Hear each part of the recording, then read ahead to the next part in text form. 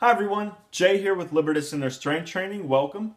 And today we're going to answer a very common question, which is, how do I know whether or not I'm engaging with something from a place of inner strength or inner weakness? And to answer this question up front, there's really only one thing we need to ask ourselves, which is, why am I doing this? Why am I doing this? And what assumptions does that why have about me? Are those assumptions rooted in strength or are they rooted in weakness?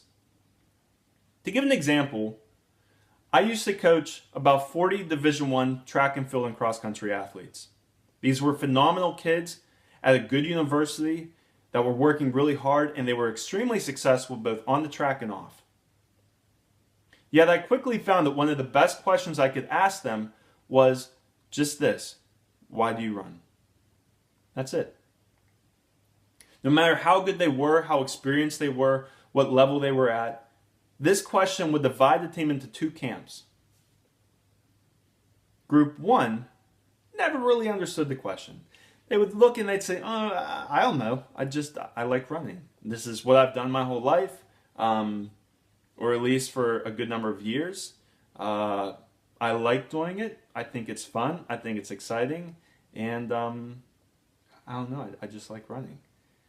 I'm sorry, Coach. I don't really know that I understand the question. That's group one.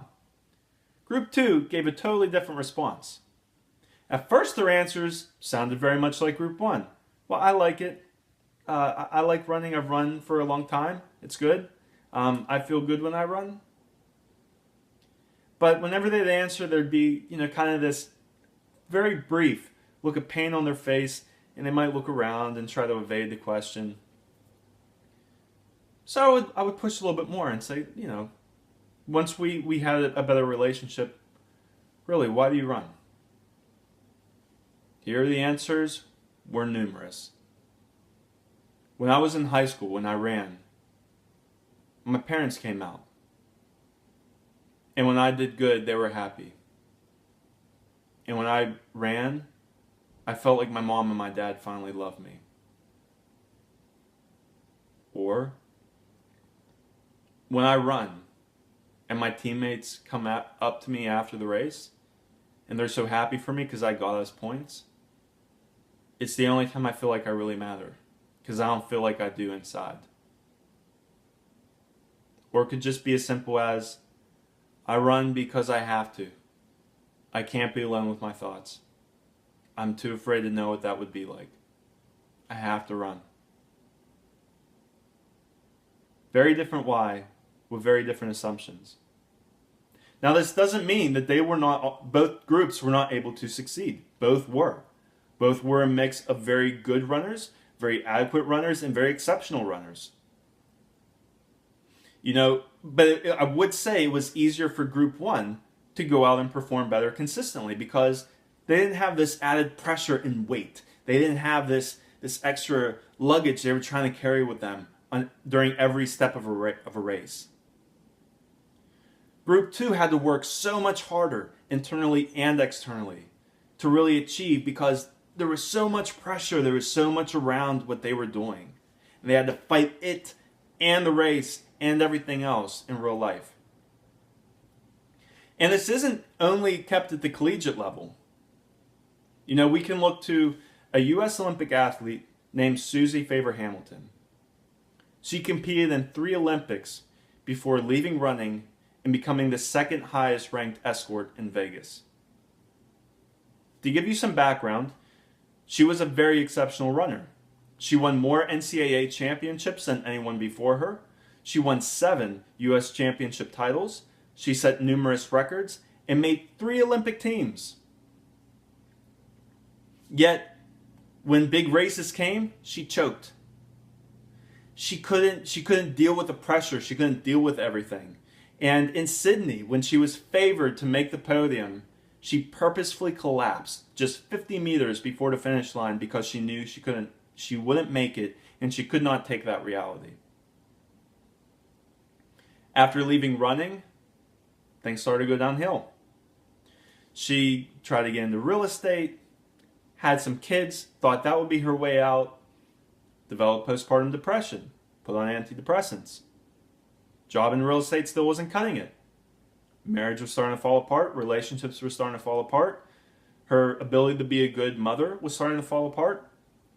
She needed to find an outlet. Started doing extreme sports like skydiving. Fell alive again. One more of this. Went to Vegas. Hired escorts. Then said, why should I pay money when I can make money? Became an escort herself. Became the second highest ranked escort in Vegas. Top 10 in the world. Yet even after all this, it still wasn't enough. Things still went downhill, and she finally broke down. And what came out was everything she had done up to this point was done from a place of fear.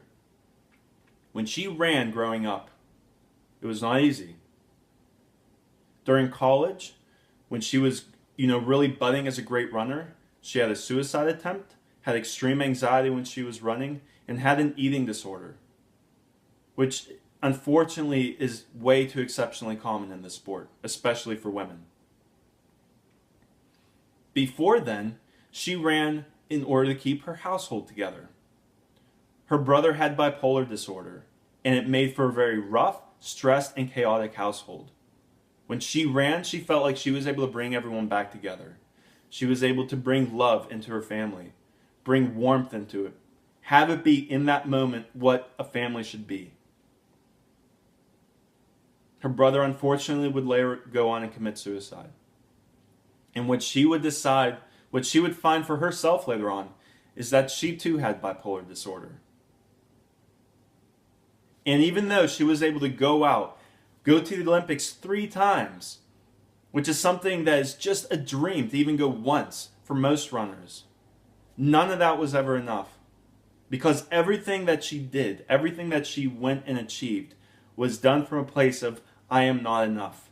I am not whole. I am not complete. I need to go out into the world and I need to find it.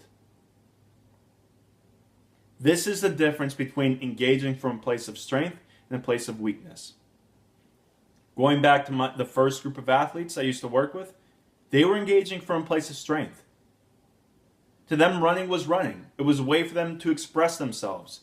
At the end of the day, this is just something I like to do. This is just who I am. That's it. Nothing else. I just like to run. That's inner strength. That is a why that's rooted in the assumption that who I am is enough for me to be me. Who I am is enough for me to accept me and embrace me and carry out in the world what I find within. Inner weakness does not believe that. It says, I'm empty. I'm at risk. I'm at danger. I must secure myself. I need to fight. I need to flee. I need to freeze. I need to do whatever it is I need to do to achieve and consume enough to feel this void within me. But no matter how much I get, it won't ever be enough. 3 Olympics, not enough. Nothing could be enough. And no matter how intense of a drive this can give us, which is a very powerful drive. It's a drive I used for a large part of my life. Which is this common belief and common fallacy that if I can achieve X externally, then I can feel Y internally. And at the end of the day, that can't be done. Achieving X will only achieve X. Achieving Y is a choice. You can wait to do it then, or you can give it to yourself now. But more often than not, we find ourselves achieving X, getting there, realizing we feel the exact same inside, and then, like addicts, saying, oh, it must be this other X. Oh, okay, it's just this other one. If I pursue that, then I'll be good. And we keep on this hamster wheel, searching for meaning, searching for worth, saying it's got to be somewhere. It's got to be somewhere out there. Yet, just like her, we do this until we can't do it anymore. So we can make a choice, and we can do with anything that we engage in. We can come to anything in our lives and say, I'm going to approach this with the assumption that I'm already whole and complete. Knowing that, what do I want to do? And that's how we begin to inject inner strength into our lives. So thank you everyone. I hope you found this video helpful. Please feel free to check us out at libertusproject.com, and I'll see you next time. Take care. Bye-bye.